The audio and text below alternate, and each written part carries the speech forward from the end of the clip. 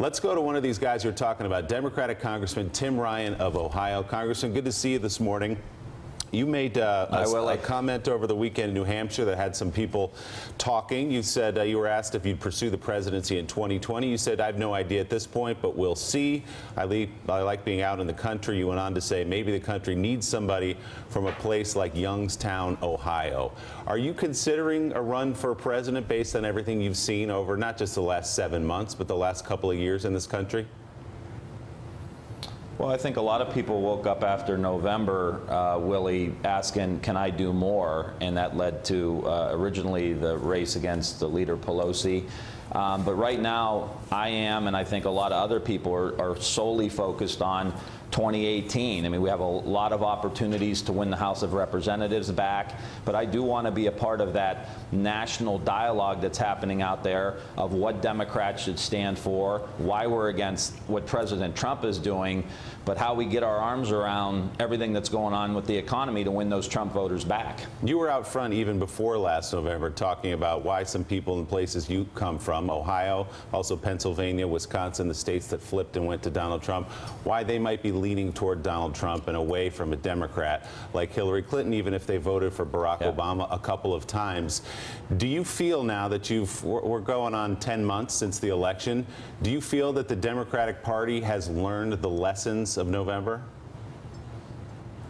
I feel like we're taking steps in the right direction. I think having a major push on the jobs focus is really, really important, and I think that's a good first step. But, you know, we've got to really come strong, Willie, with saying, look, we're the party to be able to handle the economy in the 21st century. We have the convergence of so many different elements happening right now. Globalization, automation, artificial intelligence, all of these different other opportunities within the economy. And right now, I don't think either political party has quite gotten their hands around it. And what I want the Democratic Party to be is to be a party that can set an agenda to try to deal with those issues that will drive up wages, help people be able to afford college and health care and all the rest. But let me be clear, I don't think we can be hostile to business. I think, you know, while we can be for a progressive tax code, we can be for an increase in dividends and corporate, you know, other kind of business taxes. I think we need to simplify the tax code. I think we need to lower the corporate tax rate. We can't just be the party of redistribution of wealth. We've got to be the party of creation of wealth, and not just in Silicon Valley and Wall Street, in Youngstown, in the South. We've got to create new wealth in this new economy, and I really want the Democrats to be the party that's going to get their arms around this big issue. Congressman, I want to sneak in a yes/no question. Can I get you to answer a yes/no question before I ask you about the debt ceiling? Thank you for saying yes. Possibly. When you look in the mirror, Mark. when you look in the mirror, do you see a president? Not right now, I don't know. Okay. Do you talk to yourself? When you look in the mirror and you're talking to yourself, do anything else pop into your head? He does like a Stuart Smalley thing. Congressman, what price? Quarterback of the Cleveland Browns was always good for me. That's what I always dreamed about. What price would you ask the president and Paul Ryan to pay to get your vote to raise the debt ceiling? I'm sorry, can you say that again? What would you ask for in return for your vote to raise the debt ceiling? What should the White House and the Republicans give the Democrats in negotiations to agree to provide a vote to raise the debt ceiling? Well, I think, you know, if they're going to be talking about taxes, that's what the Republicans are talking about. I would ask for a $1 trillion expansion of the earned income tax credit. That would put about $6,000, $7,000 per family in their pockets. So something like that that's really big, really bold, going to help working class families. But we need to, as you said, have big issues that we want them to agree with for our vote on something that's really going to help save the economy. They're clearly, I don't think they're going to have the votes on their side. So let's get something big out of it, and to put $5,000, $6,000 in the working class family's pocketbook, I think would be something big and bold. Yeah, Congressman, so your district in Mahoning County split pretty evenly, 50-50 between Trump and Clinton. That used to be a solid blue county. So given your demographic and your voters, are there issues that you feel like you could work with the president on? Have you reached out to the president? Are there areas where you think you, other Democrats in these sort of Trump country districts could work together on?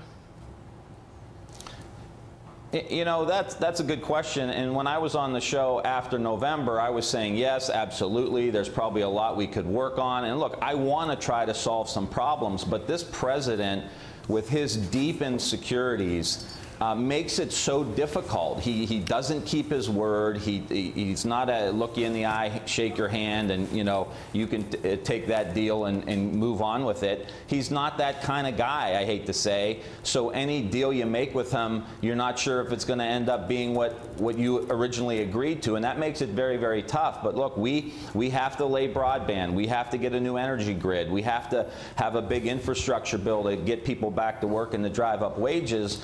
But right now, it's hard to deal with this president. He's so chaotic. You're not sitting in a room. You don't know when he's going to turn on you. I mean, just ask Jeff Flake, ask John McCain, ask these guys who have tried to work with him. Jeff Flake even votes with the guy, and he's embarrassing him in his home state. So he makes it very, very tough. Do you pick up, Congressman, among your colleagues across the aisle? You mentioned Jeff Flake, Republicans in the House. Do you feel them drifting at all from Donald Trump, even if they support him publicly or they did support him publicly? Are they frustrated with the way he's conducted himself? Well, I think they're very frustrated, and from our vantage point, it's pretty embarrassing that no one will actually stand up to the guy. But I think the Republican Party right now, and Joe has articulated this many, many mornings on the show, you know, they really have the tiger by the ears here. You know, I mean, they're screwed if they let go, and they're screwed if they hold on. And I'm not sure if the tiger is the Tea Party, which I thought it was, and now it's Donald Trump. I mean, you know, if he gets out and he supports other candidates in primaries against Republicans, that's going to be a very expensive, bloody, costly civil war within the Republican Party. And so I think they're all hesitant to take him on, so they kind of soft step him and try to work with him to the best they can, even though I think, you know, not to be too judgmental about it, they're embarrassing themselves when they try to deal with this guy because he can't be dealt with. Do you think quickly the Speaker of the House should speak out more forcefully against Donald Trump?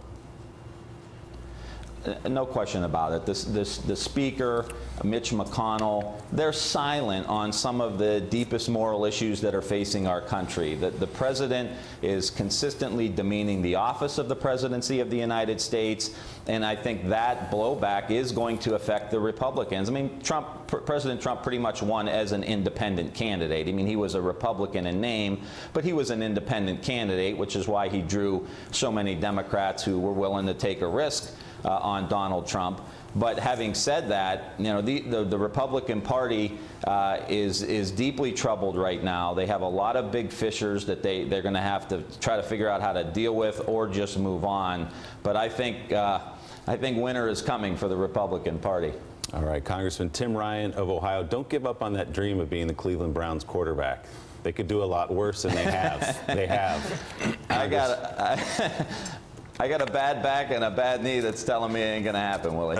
All right. Well, you played a little ball in college, so they might want you still. Congressman, thanks very much.